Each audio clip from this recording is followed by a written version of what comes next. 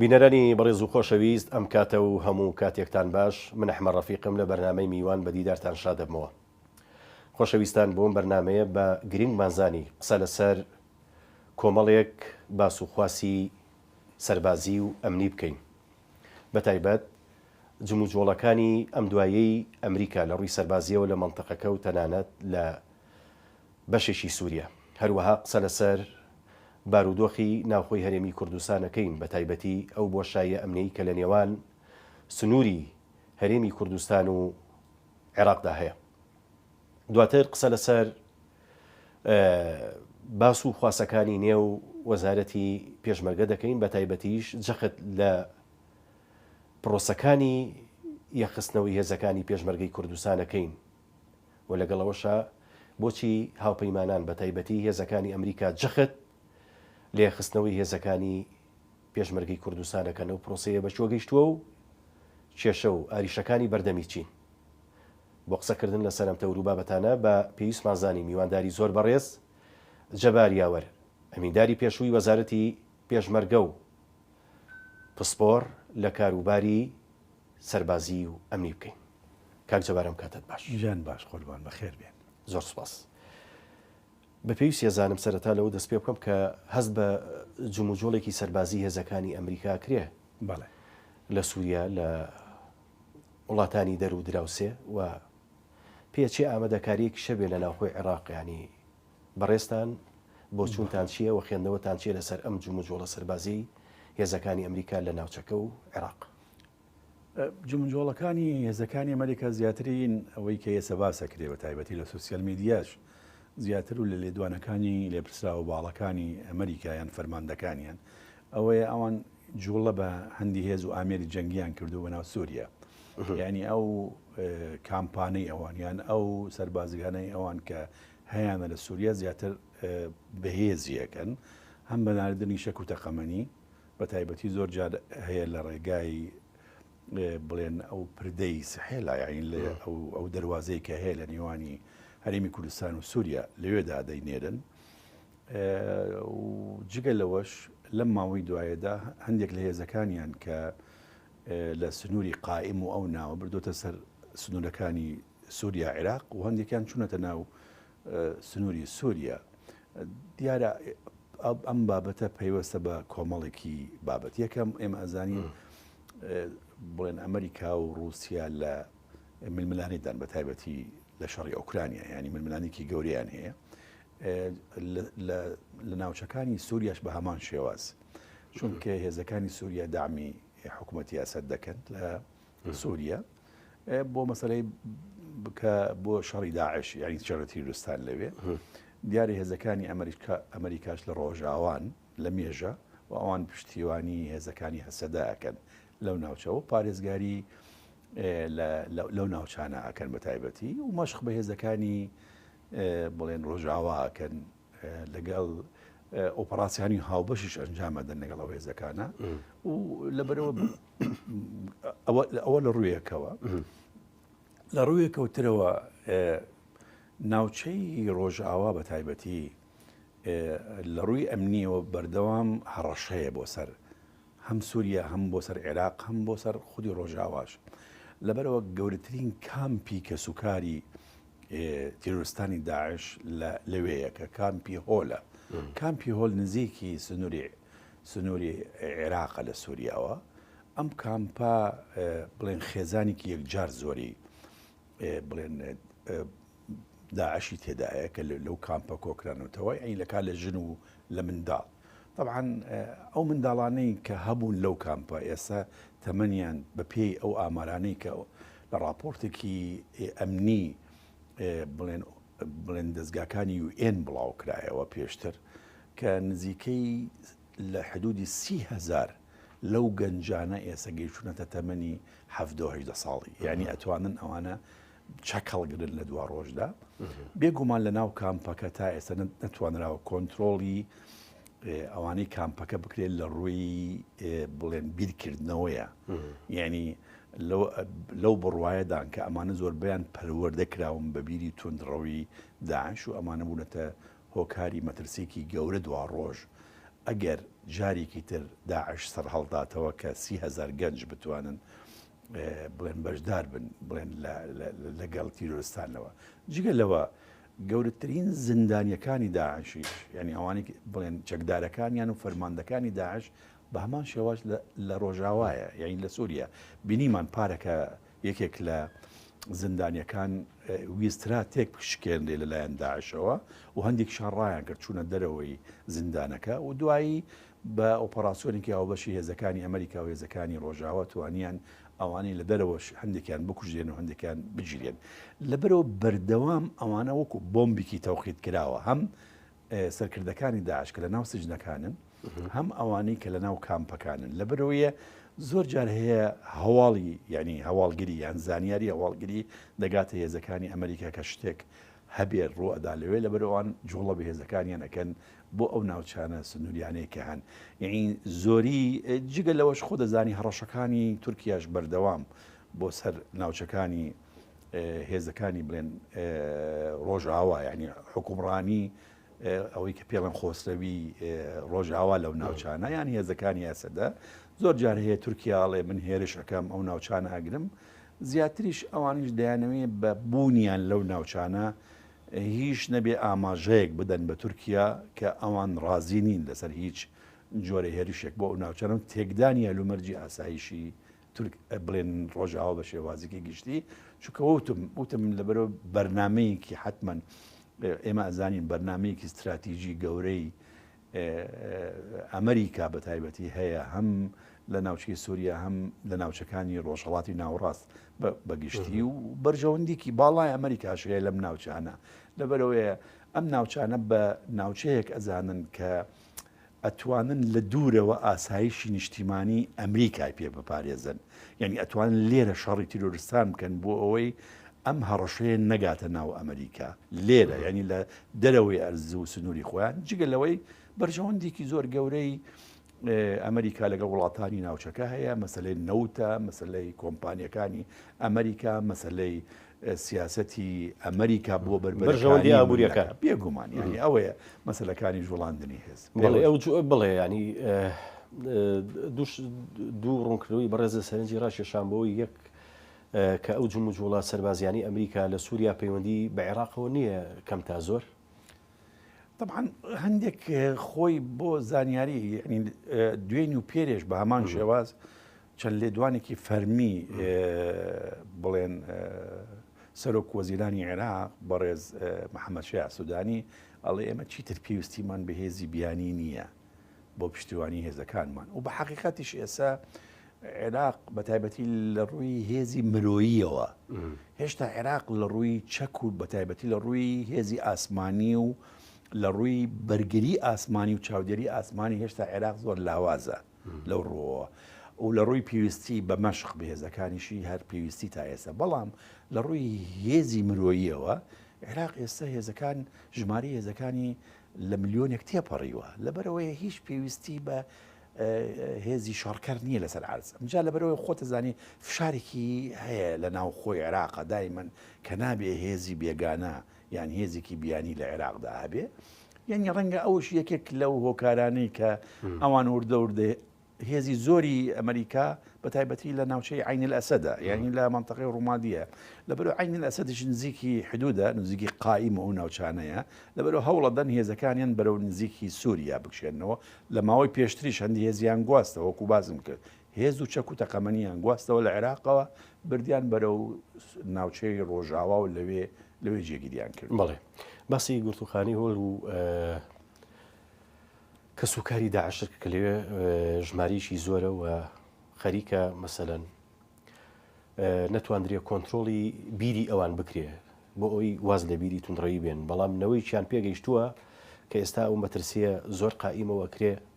زاریشی تر مەسەلەن هەڕەشە و مەترسی داعش دووبارە بێتەوە ئایا ئەو مەترسی هەیە کە نەوەی دووەمی داعش لە سەردەسی ئەوان لەو مەنتەقەیە سەر هەڵبدا مەترسیەکە لەوەدا سەرچاوە ئەگرێ یعنی بەداخەوە هاوپەیمانەتی نێودەوڵەتی شەڕدژی داعش کە لە مانگی هەشتی ساڵی 2014ەوە دامەزراوە یان دروست بووە یان لەدایک بووە شێوازەکەی بربەرەکانی داعشە بەس فقط لە ڕووی عسکەریەوە لە ڕووی سەربازیەوە. داعش فقط تیرۆریست نییە لە ڕووی سەربازیەوە، لە ڕووی کاری تیرۆریستی خەڵک کوشتنەوە یان خۆتەقاندنەوە یان زەرەرزیانی بڵێن سەربازی کە ئۆپەراسیۆنی سەربازی یان کردەی تیرۆریستی. داعش فکرێکی تیرۆریستیە، لەبەر ئەوەیە فکرەکەش بە هەمان شێواز بەقەدەر هەڕەشە سەربازیەکەی ترسناکتر و خەتەرترە. لەبەرەوە نەقسێکی گەورەی هەیە. ئێمە لە مێژە ئەو بابەتەمان بە تایبەتی من دەیان جار ئەم بابەتەم وروژاندووە لە کۆنفرانسەکان کە ئەنجامە درێت لە بەغا یان لەگەڵ هاوپەیمانان یان لە کۆنفرانسە دەولیە گەورەکان یان تەنانەت لە کاتی سەردانیکردنمان تەنانەت بۆ بارەگای ناتۆ کە ئێمە بەر لە چەند ساڵێک لەگەڵ تیمێکی عێراقیە سەردانی بارەگای سەرەکی ناتۆمان لە بڕۆکسل کرد و لەوێ هەفتەیە گفتوگۆمان لەگەڵ زۆربەی ئەندامانی ناتۆ کرد لەوێ کە بە حەقیقەت تا ئێستا بەرنمەیەکی نێودەوڵەتی نییە بۆ چۆنەتی بربەرەکانی کردنی فکری داعش. یعنی ئەبێ بەرنمەیەکی وەک چۆن بەرنمەیەکی هاوبەش لە نێوان 62 دەوڵەت هەبوو کە هاوپەیمانەتیان دروست کرد لە ساڵی 2014 بۆ شەڕ دژی داعش، شەڕی چەکداری، ئەبوایە بەرنمەیەک بە هەمان شێواز لە نێوان ئەو وڵاتانە هەبایە لەگەڵ ئەو وڵاتانەی کە داعشی تێدایە یان هەڕەشەی داعشی لەسرە. خۆ هەڕەشەی داعش بەس لەسەر عێراق و سووریا نییە، هەڕەشەی داعش لەسەر ئێرانە، چەند جاهاجار کردەی تروستی ئەنجامرا. هەڕەشەی داعش لەسەر مەسڕە، بەردەوام ئەوان بنکەیە لە ناوچەی سینا هەیە و ئەوان کاری تروریستیەکەن. بە هەڕەشەی داعش لەسەر ئەفریقا هەیە. یعنی ئێستا ویلایەتیان هەیە لە ناوچەکانی ئەفریقا، ئەوان بەناو لە ئێعلامە باسی ئەەکەن کە کردەی تیرۆریستی ئەنجامەدەن و چالاکییان هەیە. هەڕەشەی داعش لەسەر لیبیا هەیە، هەڕەشەی داعش لەسەر جەزائیر هەیە، هەڕەشەی داعش لەسەر ناوچەکانی یەمەن هەیە،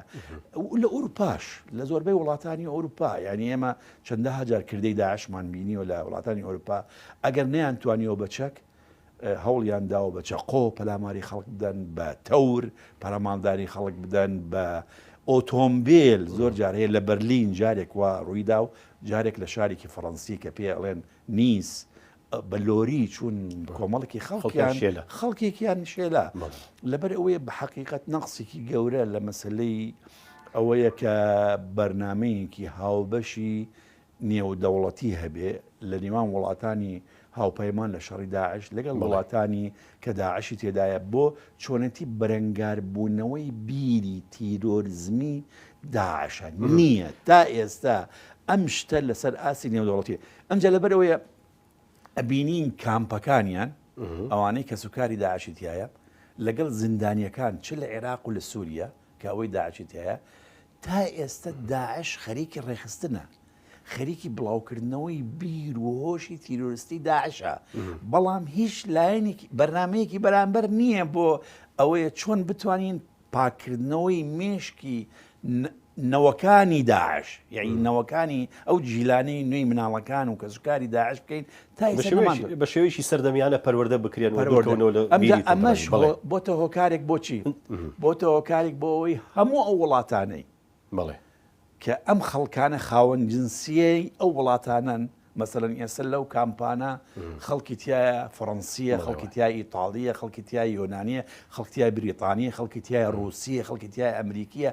هیچ وڵاتێک نایەوێ بیان باتەوە.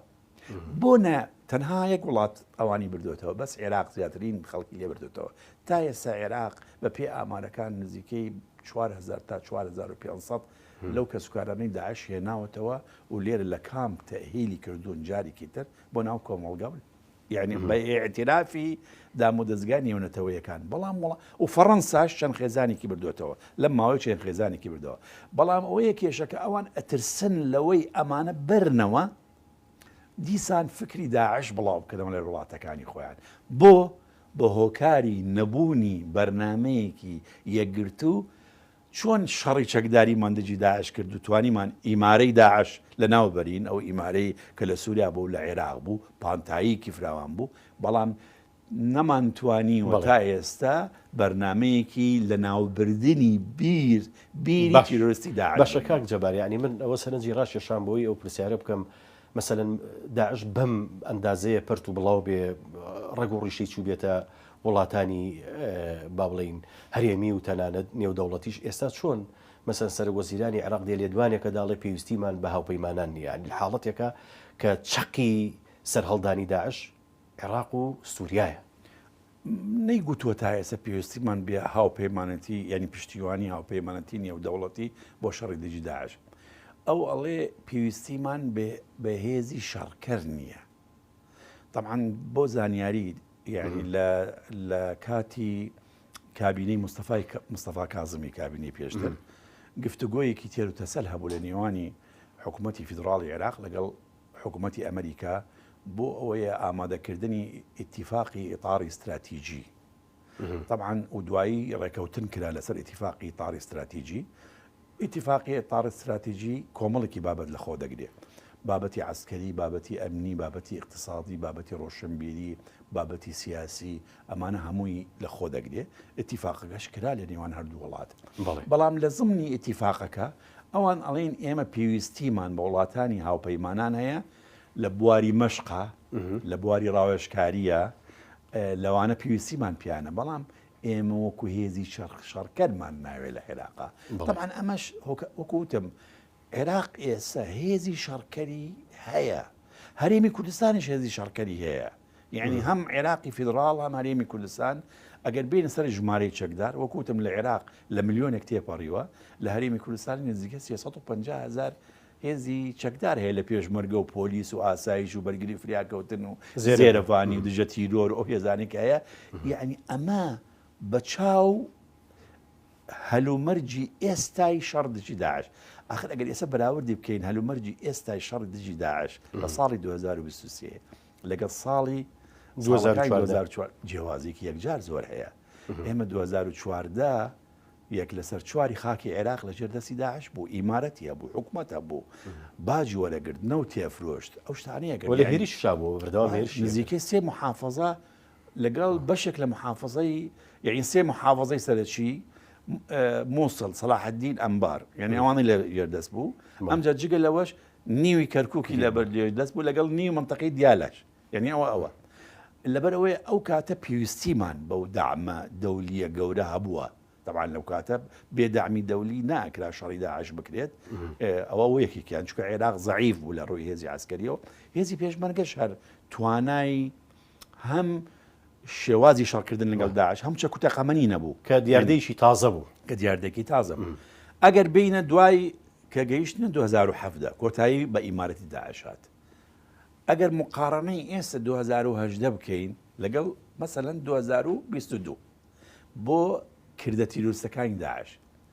2018 داعش نەما بوو ئیمارەتەکەی، بەس مەفرەزەی بچووک بچووری داعش مابوو. داعش خۆی دروست دەکردەوە جارێکی تر لە دوای ئەو لێدانە گەورەی کە لێدرا کە هیچ ناوچەیەکی نەما، دەستی کرد بە شێوازی پارتیزانی بڵێن شەڕەکانیە کرد، خۆتەقاندنەوە، دانانی کەمین، لێدانی شۆنێ. ئامارەکانی 2018 لەو ساڵەدا 460 بڵێن 56 کردەی تیرۆریستی هەبووە، نەتیجەکەی 1760 کەس کوژرا و بریندار هەبووە. لەکوێ؟ لە پێش محافەزە، یعنی لە مووسڵ، لە ناوچەکانی مەخمور و دیبەگە ئەو ناوە یعنیەکە هەولێر، لە کەرکووک، سەلاح الدین، دیالە. باش بینە سەر ساڵی 2022 بەراوردێ بکە لە دێوە ئەو چەند ساڵە ئەبینی داعش وردە بەرەو لاوازی ئەڕوە. ساڵی 2022 لەو پێش محافەزە تەنها داعش 164 کردەی تیرۆریستی بووە، لەولا 456 مان. لەو 164 زەرەرەکەی 191 کەس بریندار و شەهید و بڵێن کوژرا و بریندارە بووە کە بەرامبەرەکەی پێشتر 1700 ئەوەندە بوو. بینە ساڵی 2023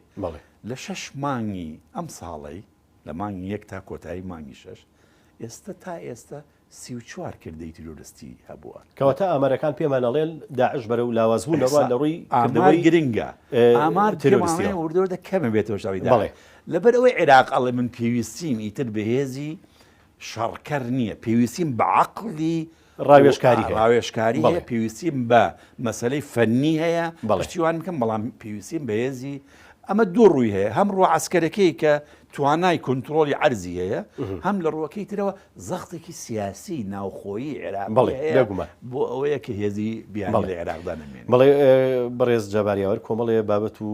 تەوەری گرنگترمان ماوە گفتوگۆی لەسەرەکەین بەڵام ناوبڕێک وەرەگرین و دواتر دێینە وڵاتە.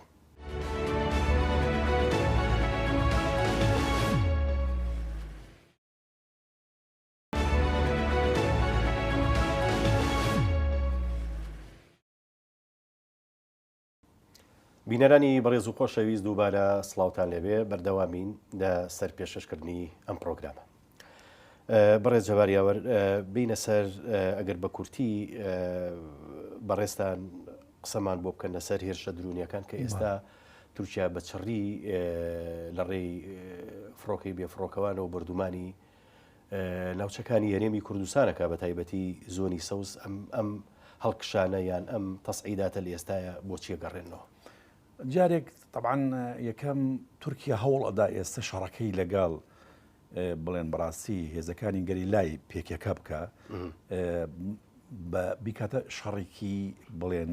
لە ڕێی درۆنەوە زیاتر نەوەکو شەڕی پیادە چونکە شەڕی پیادە دای من زەرەرەکە لەبەرەوە بۆی کە زەرەری کەمتری هەبێت لە شەڕی پیادە هەوڵ ئەدا بڵێن درۆن بەکاربێنی تورکیا وڵاتێکە زۆر بڵێن پشتی بەستووە بە درۆن یعنی کە ئەمە جۆرێکە لە شەڕی ئەلکترۆنی نوێ لە جیهاندا بەڵام یەکێک لەو وڵاتانە کە زۆر گرنگە بۆ زانیاری هەر بۆ خەلفیەت تورکیا لە ساڵی 2004ەوە دەستی کردووە بە ئینتاجی درۆن لە تورکیا یەکەمین درۆن ناوی ناو بەیرەقدار طبعاً وەختی خۆی لە 2004 بەیرەقدار مینی بەیرەقداری دروست کردووە ئەو کاتەدۆن 2005 کەوتۆتە خدمەت اینجا وردە وردە گەشە بە درۆنەکانی داوە دوای مینی بەیرەقدار هاتووە بەیرەقداری تیبی دوی دروست کردووە دوای بەیرەقداری تیبی سێی دروست کردووە دوای ئەوە بەیرەقداری بڵێن ئاقنجی دروست کردووە دوایەمینیان بەیرەقداری قزڵ ئەڵمای پێڵێن کە ئەمە ساڵی 2023 خزێتی بازارەوە ئێسترادیشێکە بۆ وڵاتە ئەمجا ئەم بەیرەقدارە بڵێن ئاخر نەوەیان کە پێڵێن قزڵ ئەڵما یعنی مواسەفاتێکی زۆر وردی تێدا یەکێک لەوانە ئەتوانێت 24,000 پێ بفڕێ 150 کیلومتر بڵێن بە قوڵایی بڕوە و کۆنتترۆل بکرێ لە مەرکزیەکەوە یعنی ئەتوانێ خۆی ونکە لە ڕادارە یعنی لە ڕادارە ئامانجەکەی بپێکەی لەبەر ئەوەیە ئەمە بەکار ئێنێ هەم بۆ دیاریکردنی ئامانجی دیاریکراو و لێدانی و زۆرش دقیقە کە لێدا طبعاً بێگومان درۆن بە تەنها بێ و بوونی سیخۆڕ لەسەر عەرز ناتوانێ ئەوها زۆر بە دقت لەسەر جادەیەکی گشتیدا کە قەڵەباڵغۆکۆی خەلەکان جادەیەکی زۆر قەڵەباڵغە لە یەک سیارە بدە ئەمە هاوکاری سیخۆڕی زەر عەرزە بەداخەوە من چەند جاری دووبارەم کردوێتەوە سیخۆڕی تورکی لەسەر عەرز لە هەرێمی کوردستان زۆر بووە ئەوانەی کە خۆیان نەفرۆشن بە تورکیا و چی بەکار ئێهێنن زۆر جار هەیە GPS-ێکی بە قەدر سەعاتێکە لەزگەکە بە سیارەکەەوە یان حتا ئەگەر زەلامەکە ببینێ زۆر جار هەیە دەرزیلەیە کە سەرێکی خڕی پێوێ بە جلەکەیەوەکە ئیتر ئەو کابرایە ئیحداسیاتی شۆنی کابراکە دەستی بەڵام بینیمان مەدەنیشیان کردە قوربانی ئەوە بۆتە مەترسیەکی زۆر گەورە لەسەر ئاسایش یاریێمی کوردستان بە حقیقەت مەترسیەکە ئەوەیە هەموو کەس لە خۆی ترسێ بەڵام بۆ هەڵویستیانی هەم هەرێمی کوردستان حکوومەتی عێراق ئەوەی لێرەدا سەیرە یعنی بە تایبەتی لەم ماوەی دواییدا بڵێن لە یەک هەفتەیە سێ ئامانجیان پێکا یەکێکیان مەدەنی بوون خەڵکی مووسڵن یەکێکیان ئیش دەکات لە ئاسیا سێڵ چوە کچێکی هەیە دەخوێنێ بڕۆ بە دوایدا لە سنووری پێنجوێن لەستە نەخوێنێ ژیرانێکی لەگەڵا بۆ هەر کابرایەکی مەدەنی خەڵکی مووسڵ لەگەڵ کچەکەی هەرسێکیان مەدەنی بوون هیچ پەیوەندیان بە لایەنی پێکەکە و نەبووە احتیمالە ڕۆژ لە ڕۆژان ئەو سیارە لای پێکەکەی بووە فرۆشراوە ینی ئیتر تعقیبی ئەو ڕقەمەیان ئەو سیارەیان کرد بە نازانم خۆ ئەوە دەبێت لێ کۆڵینەوە بکرێت لەم بابەتە بەڵام بەڕاستی ئەم زۆری فرینی درۆنە بە ئاسمان پێشێلکردنی سەروەری خاکی عێراق بۆ زانیاری 24 سعات درۆن لە ئاسمانی هەرێمی کوردستانە لە هەموو پارێزگاکان لە دوهۆک لە هەولێر لە ناوچەکانی سلێمانی 24 ساعت یعنی ئێستا وای لێهات جاران بەس لەسەر سنووری تورکیا بوو ئێستا درۆن ئەگاتە قۆڵایی 250 کیلومتر لە سوور ئەڕوا لە کەرکووک لە نزیک چواردەوری کەرکووک لای پێنجوێن لای هەڵەبجا لە کفری یعنی لەبەر ئەوەیە یعنی ئەم بێدەنگیەکی تەواو لە عێراق لە هەموو دام و دەستگاکانی عێراق لە پەرلەمان لە حکومەت لە وەزارەی بەرگری لە بێدەنگیەکی زۆر تەواو هەیە دەربارەی ئەم پێشێلکاریە ئەمە ڕێکەوتنە جگە لەوەش حکومەتی هەرێمیش بێت نەهەر حکومەت من ئەوم لاسەیرە نەحیز بە سیاسەکان هیچ کەسێک دەنگ نەکە تەنانەت زۆر جار تێبینی ئەوم کردو کە سوکاری ئەوانش دەکوژرێن کە مەدەنیش بن یەک کەسیان قسە ناکە یعنی ئەمە بۆتە هۆکارێکی یعنی بابەتێکی ترسناک ئێمە گوندەکانی سنووری تورکیامان هەموو چۆڵ بووە بە درێژایی نزیکەی 250 کیلومتر وردەور دەیسە سنوورەکانی ئێران عێراقیش بە هەمان شێواز هەموو چۆڵە بێ وای لێ هاتووە ئێستا ماوەیەکی تر ئەگەر وابێ تەنانەت گەشت و گوزاریش نامێنێ یعنی خەڵک ئەترسێ ئەگەر بزانن دوورن معەندلە یعنی لە ئاسمان بەڵام بە حەقیقەت یعنی هەڕشەکە جدیە بەڵام من زۆر جار ئەڵم گەیشتمەتە ئەو گومانەی احتیمالە عێراق ڕێکەوتنێکی ژێر بە ژێری هەبێ لەگەڵ تورکیا کە بێدەنگ بێ دەربارەی ئەو هەموو پێشێلکردنە لە ئاسمان و دەربارەی نە ئەوان قساکەن نە هاوپەیمانانی نێودەوڵەتی کەسیان قساکە نەدام و دەستگای یوئێنیش لە هەرێمی کوردستان و عێراقش قساکە نە حکومەتی عێراقش نە حکومەتی هەرێمیش هیچ دام و دەستگایەک نەکە سوکاری بە گومانی ینی بێدەنگیە ئەم ماتیە بەڕاستی گومانێکی گەورە و من زۆر جار هەیە ئامارم بڵاو کردوتەوە یعنی عێراق ڕۆژانە ئەم ئاماری ئەمانەی بۆ دەڕوا من ئاماری چەند ساڵێک هەموو جار دووبارە ئەکەمەوە لە 2009ەوە لە 2009 371 جار یعنی بڵێن هێزەکانی تورکیا بە درۆن و بە هەموو شتێک پێشێری خاکی عێراق و هەرێمی کوردستانیان کردو بەڵێ 2020 570 جار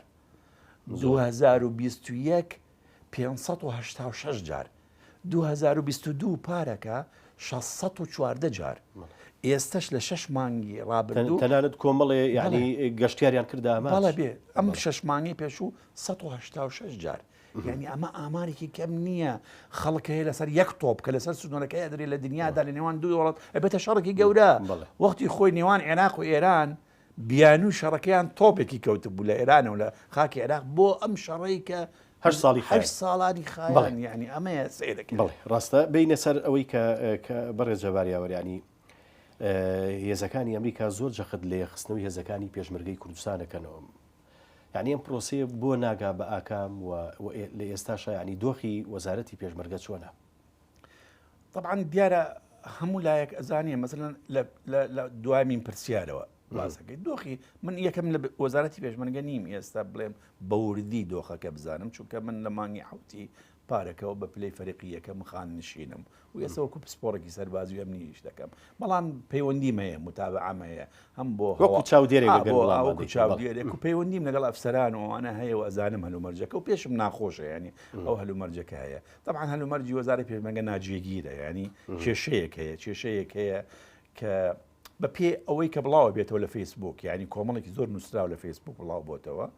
یعنی یەکێک لە نووسراوەکان باس ئەوە دەکات کە لە ناو وەزارەتی پێشمەرگە هیچ ئامانگی نەماوە لە نێوانی تیمی یەکێتی و پارتی تەفاهم نەماوە التیزام بە یاساکان نەماوە یعنی ئەمە لێپرسراوی باڵای وەزارەتی پێشمەرگە بڵاوی کردوێتەوە ینی نووسراوێکی نێداوە وەزاری دارایی و بڵاو کراوەتەوە لە فیسبوک دەیان نووسراوی تر دەربارەی هەندێکی کڕینە هەندێکی پەیوەستە بە کاری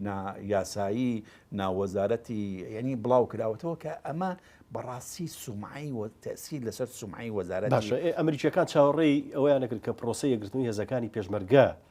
کۆتایی پێبێ و دەست پێ بکە و کۆتایی پێبێ بە شێوەیەکی سەرکەوتوانە کەچی ئێستا هەمانگینە ناو وەزارەتی پێشمەرگیانە ڕای ئەمریکیەکان لەم بارەوە چییە دیارە تا دوێنێش دوێنی بڵێن هاتنی فەرماندەیەکی باڵای هێزەکانی ئەمریکا کە بڵێن فەرماندەی هەموو هێزەکانی لە ناوچەکانی عێراق و سووریە ئاڵگۆڕ پێکرا لە فەرماندەیەک و بە فەرماندەیەکی تر دوێنیش لە کۆبنەکانی لەگەڵ جەنابی کاک مەسرور بارزانی جەنابی کاک قوبات تاڵەبانی دواییش چوو بۆ لای جەنابی کاک مەسعود عینی قسەی دووبارە کردەوە کە ئەوان ئەیانەوێ هێزەکانی پێشمەرگە لە ژێر سایە وەزارەتێک بێ دوور بێ لە ململانی سیاسی نابێ ئێستا وەزارەتەکە هەماهەنگی نەماوە. ئێستا کێشەکە ئەوەیە کێشەی گەورە ئەوەیە کە بە حەقیقەت ماوەی ساڵێک دەبێت طبعاً هەندێک ئاڵوگۆڕ بوو لە ستافی وەزارەت طبعاً یەکێک لە داواکاریەکانی هاوپەیمانان بوو کاملی ستافی وەزارەتی یەکێتی و پارتی ئاڵوگۆڕێکی بەسەردا هات ستافێکی نوێ هات پێچی ئەم ستافە لەم ماوەی ئەم ساڵی ینی بڵێن ئەتوانم بڵێم نەگونجاویەک هەیە لە نێوانیان وایان کردووە کە ململانی سیاسی نێوان یەکێتی پارتی بێتە ناو وەزارەت کە وای کردووە ئیشەکانی وەزارەت پەک خراوە بەداخەوە چونکە مەسلەیەکی زۆر ترسناکە کە ململانی سیاسی لە ناو حزبەکان لە ململانێکی سیاسی احتیادی ببتە ململانێک بۆ ناو هێزی چەکدار چونکە ئەمە هەنگاوێکی خەتەرناکە ترسناکە بۆ ئایندەی کوردستان لەبەر ئەوە هاوپەیمانان زوو بە زوو دێن هوشداری ئەدەن داوا دەکەن نەبەز ئەمریکا هەموو وڵاتانی هاوپەیمان هەموو قونسڵگەریەکان بەردەوام لە کۆبوونەکانیان لەگەڵ سەرۆکایەتی ئەم سەرۆکایەتی حکوومەت وەزارەتی پێشمەرگە لێپرسراوە باڵاکان ئەڵێن نابێت ململانی سیاسی بجوێزرێتەوە بۆ ناو هێزە چەکدارەکان بۆ ناو وەزارەتی پێشمەرگە چونکە ئەوێتە مەسەلەیەکی ترسناک وەکو باسم کرد پێشتر ئەمریکا وڵاتانی تر ئەم ناوچەیە بە ناوچەیەکی استراتیژی داهەنێن یعنی پەیوەستە بە استراتیژی ئاسایشی نەتەوەیی و نیشتیمانی ئەو وڵاتانە دووەم مەساڵحی ئابووری گەورەیان هەیە پەیوەندی دیبلۆماسی گەورەیان هەیە و ئەوان بەرنامەیان هەیە بەرنامەی چەندە ساڵەیان هەیە لەبەر ئەوەیە ئەوان دایمەن ئەڵێن ئێمە عێراقێکی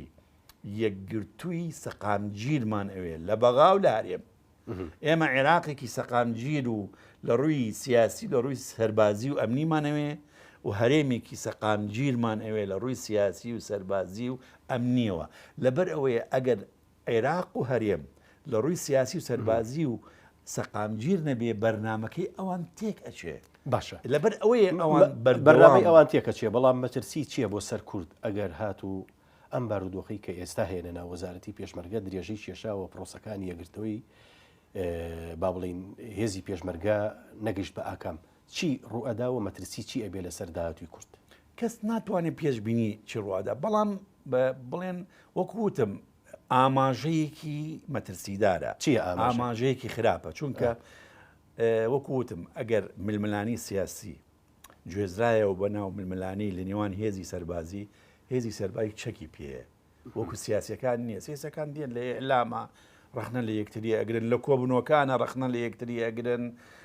جار هێ جنێو بە یەکتری ئەدەن ئەوانە هەموو شتێکی طبیعیە مزارەکەن دژی یەکتری خۆبشاندانەکەن بەڵام لە ناو هێزی چەکدار کە بۆ ململانی هەموو چەکی پێەیە لەبەرەوەی یعنی مەترسی لەوەیە گولەیەک بتەقێ چونکە ئێمە زۆربەی شەڕەکانی جیهان و زۆربەی شەڕەکانی ناوخۆی کوردستانیش بەلا پزیسکێکەوە لە مشکلەیەکی بچکۆلەوە هات مەسەرەن شەڕی 4 ساڵەی 94 تا 98 لەسەر مشکلەی کۆمەڵێکی دوکان بووە لە قەڵانی و قەڵاتزیە بۆ ئەو 4 ساڵ ئێمە شەڕمان کرد شەڕی جیهانی هەبوو لە گولەیەک بووە ینی شەڕی جیهانی چەند ساڵێک تۆپەکەی ئێران و عێراق تۆپەکەی ئێران و عێراق یعنی لەبەرەوەی بە حەقیقەت ئەبێ دایمەن هێزی چەکدار دوور خەی لە ململانی چۆن دوورەخرێتەوە ئێمە ئەو ستافەی کە لە 2009 وەزارەتمان یەخست بەتایبەتی من سەرۆکی لیژنەی یەکێتی بووم ڕەوانشا سەرۆک مامجلال منی کردە سەرۆکی لیژنەی یەکێتی لە 2006ەوە بۆ یەخستنی هەموو هێزەکانی پێشمەرگە و هەردوو وەزارەت چونکە ئەو کاتە وەزارەتی پێشمەرگەی یەکێتی لە سلێمانی بۆ وەزارەتی پێشمەرگەی سەردەمی دوو ئیدارەی من بریکار بووم ئەو کاتە لە دوای 2004ەوە من بریکاری وەزارەتی پێشمەرگە بووم پێشتر لەگەڵ جەنابی کاک نوشورامەستی بە ڕەحمەت بێ کە وەزیر بوو دوای لەگەڵ جەنابی کاک شێخ جعفەر لە بەرامبەر برای بەڕێزم کاک فەریق شێروانیش سەرۆکی لیژنەی پارتی بوو بۆ یەخت ئێمە هاتین یاساکانمان ڕێخستەوە ڕێنمایەکانمان ڕێخستەوە هەموو ئەوانەی کە پەیوەستن بە یەخستن هەتا نزیکە 4-5 ساڵی ئیشمان کرد لەگەڵ ستافێکی باڵای دڵسۆزی هەردوو لە ئەفسەرەکان هەتاکو 2009 وەزارەتمان یەخست و هاتین لە ساڵی ئیتر 2009 کۆتای 2009 تاکو ساڵی 2022 ئێمە خەریکی ئەوە بووین بەڵام بە گیانێکی برایانە ئیشمانە کرد دائما هەوڵمانەدا ئەگەر هەر کێشەیەک هەبوایە لە زاخۆ بیان لە خانەقین بەپەلە ئەو ئستافە پەیوەندیمان بە یەکتریەوە کرد کێشەکەمان نەمانێش بێتە ناو وەزارەتی پێشمەرگە. باشە من نمونەیەکی زۆر زیندوو دانێم. یعنی هیچ کاتێک هەلومەرجێکی ترسناک نەبووە وەکو ئەوەیە کە عێراق کە پەلاماری لە کۆتایی 2017 ئەو کاتی حەیدەر عەبادی لەسەر حکم بوو فرسەتێکی هێنا داوای کرد هێزەکانی پێشمەرگە هەموو ناوچەکانی جێناکۆکی بەجێ بێڵن بە کەرکووکیشەوە هەمووی بەجێ بێڵن باشە. بەڵام بەڕاستی مەجای نەداوتی لە ماوەی 2 ڕۆژ ئێوە ناکرێت لە ماوەی 2 ڕۆژ تۆ 1100 کیلۆمەتر بە سەدان تۆ بە هەزارەها بنکەی سەربازی و هێزت هەیە ئالیات و بڵێ طبعا ئەو هین بوو پێڵن نەشوەی سەرکەوتنی داعش ئەو نەشوەی سەرکەوتنی داعشی هەبوو ئەویست شتێکی بۆ مێژوو خۆی بسەپێنی شەڕێکی داگیرسان لە هەرێمی کوردستان ئەو شەڕەی لە خانەقینەوە دەستی پێکرد هەتا شنگال مەست ئەو کاتە ئەو ناوچانە زۆربیان کەوتەوە ژێر دەستی حکومەتی بڵێن عێراق. دیارە ناکۆکی نێوانی یەکێتی و پارتی و خستیانە قاڵەبی مەسەرەن زۆر جار هەیە بەداخەوە کە باسی خیانەت و ئەو شتانە ئەکەن کە ئەوە خۆی لە یەک ناوچە نەبوو لە کەرکووکەوە چونکە ئێمە لە خانەقینەوە ناوچەمان لە دەستدا هەتا کەرکووک هەتاکە و مەخمور هەتا دیبەگا هەتا گوێر هەتاکو ناوچەکانی بەعشیقا هەتاکو ناوچەکانی شێخان تلکێف هەتاکو ئەگاتە ناوچەکانی شنگال هەمومان لە دەستدا ینی هەموو ناوچەکانمان لە دەستدا ینی هەموو ناوچەکانی ئێمە کشاینەوە چونکە ئەوە زەختێکی عێراقی بوو هێرشی کردی لەسەر شەڕمان کرد لە کەرکووک ئێمە نزیکەی دەیان شەهیدمان داوە ینی شەهید دەبوو دەبابەی بەسرا ڕۆشتووە ینی لە کەرکووکەوە لەبەرەوە مقاومەتە بووە. ئەمە لەو کاتەدا هێزەکان لێک جابوونەوە ئێمە نزیکەی 12 لیوای هاوبەشمان هەبوو نیوی ئەو لیوانی هاوبەش کە کەوتبوون ئێرە بەشەکەی 80 چوە هەولێر بەشەکەی 70 سلێمانی. ئەو کاتە من ئەمینداری گشتی وەزارەت پێشمەرگە بووم وەزیر کەریم سینجاری بوو بە وەکالەت جەنابی کاقوباتیش لە هەولێر بوو هەر ئەو ڕۆژە کە ئەوی پێڵێن شانزەی ڕۆژی 16 ئۆکتۆبەر ئەو ڕۆژە بوو من ئەو ڕۆژە بەیانەکە شەفەقیش قونسڵی فەڕەنسی هات بۆ ماڵەوە لەگەڵ مانانی بەیانی خوا وتی چی ئەکەی جەبار ئێستا وەزارەت خەریک بوو چۆڵ بێ حتا یەکێتەکان ناوزارەت بڕۆن هەر ئەو کاتە پەیوەندیم بە کاقوباتەوە کرد پەیوەندیم بە کەریمەوە کردوتم با تادی ئەی وەزعەکە بکەین ڕێک بروسکەیەک بدەین ئەوانەی بادینان لیواکانمان لێک جانبنەوە هێزەکانی یەکێتی لە بادنان دوو لیواوەمون لە جۆری خۆیان بمێنن وردە وردە ئەمانەش یەکەخەین توانیمان کۆنتترۆلی وەزعەکە بکەین و یعنی ئێوە بارودۆخەتان تێپەڕان ئێستا بۆ ئەمە وەزعێکی شێری حقیقەت پەیوەستە خۆی ڕاستە پەیوەستە بە هەلومەرجی ناکۆکی تونند هەیە سەر نێوانی یەکێتی و پارتی لەسەر کۆمەڵێکی بابەت من نامەوێت لێرە باسی بەڵام هەر بەراورد ناکرێت بۆ بارودۆخی 16 ئۆکتۆبەر و بەڵام ئێمە توانیمان ئەوە تێپەڕێنن ئاگر بڕی ئەو وەزعە بکەین و توانیمان بەیەکەوە دانیشتین ستافەکانی بڵێن ئەوانەی ئەفسەرە باڵاکانی یەکێتی و پارتی بە تایبەتی بریکار و سەرۆکی ئەرکان و ئەمیندار و وەزیر توانیمان لەگەڵ جەنابی کاقوباتیش دانیشین و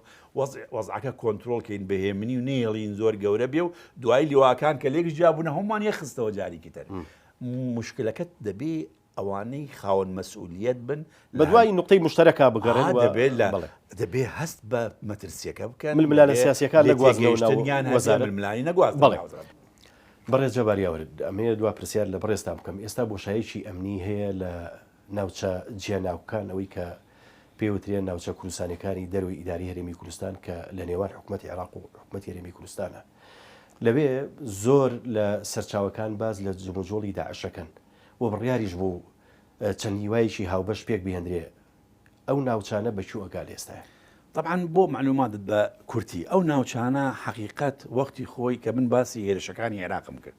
ئەو ناوچانە دروست بوون پاش ئەوەی کە عێراق ئێمە ئەو ناوچانە هەموو پێشمەرگەی تیا بوو زۆربەی پێشمەرگەی کۆنتترۆلی کرد بوو و هیچ جۆرە ینی پێش ساڵی کۆتایی ساڵی 2017 ینی پێش ئەو هێرشەی کە عێراق بیکا بۆ سەر ئەو ناوچانە ئەوانە هەموو لەژێر دەستی پێشمەرگە بوون هیچ جۆرە داعشی تێدا نەبوو خەڵکەکەی تیا بوو هیچ مشکلەیەکیشیان نەبوو هیچ کردەیەکی تیرۆریستی تیا نەبووە بەڵام لە پاش هێرشی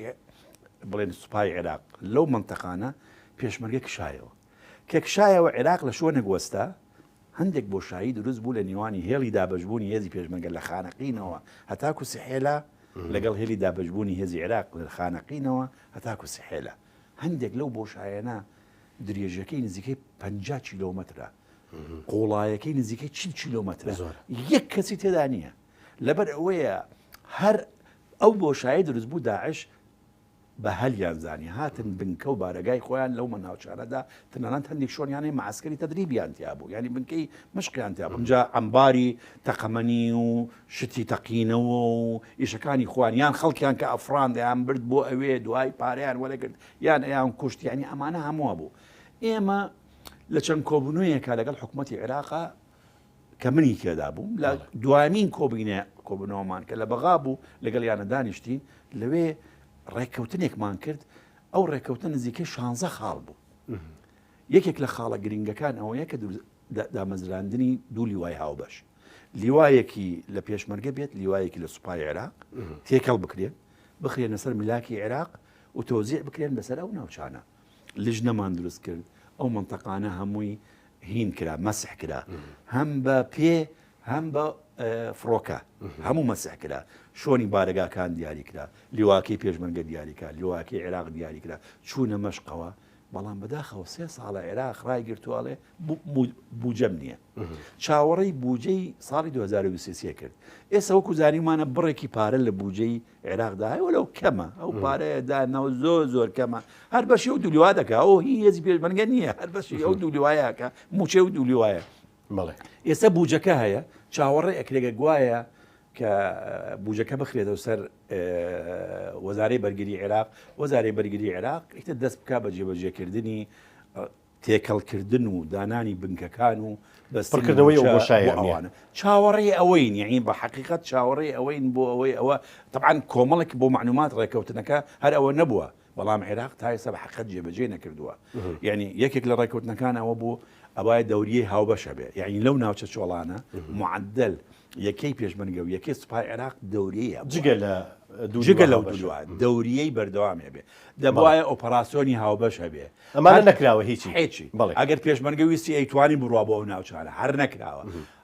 قرار درا بۆ هەموو مانگێک جارێک چەند جارێک بە فڕۆکەی چاودێریەوە ئەفسەری پێشمەرگە سوارە بێ لەگەڵ ئەفسەری سوپای عێراق و چاودێری مەسعی مندەقەکە بکە ئەمان هیچیان نەکرابوو لیواکەش تا ئێستا چاوەڕێ ئەوەکەین کە ئەگەر ئینشاءالله بوجەکە بکەوتە سەر وەزارەی بەرگری عێراق و ئەم بەڕێزانەی کە چاوەڕێیەکەن کە زۆر جارەیە پرسیارەکەم گوناحن یعنی مەشقیان کردو هەیە وەزیفەی خۆی بەجێهێشتووە لەبەرەوەی بۆ ئەوەیە کە بڕۆ ناو لیوایەنەوە ئەو ناوچانەش بپارێزین هەر بۆ ئێمەش باشە بۆ هەموو لایەک بۆ عێراق و بۆ هەرێمی کوردستانیش باشە بەڕێز جەباریاوەر ئەمینداری پێشووی وەزارەتی پێشمەرگە و پسپۆر لە کاروباری سەربازی و سواز بۆ شرۆڤە و زانێرەکانت بەڕێزی خۆربان خۆش بیا بینەرانی بەڕێز و خۆشەوی سواز بووە تا بەرنامەیەشتر بەخواتانە سپێرم شاد و کامەران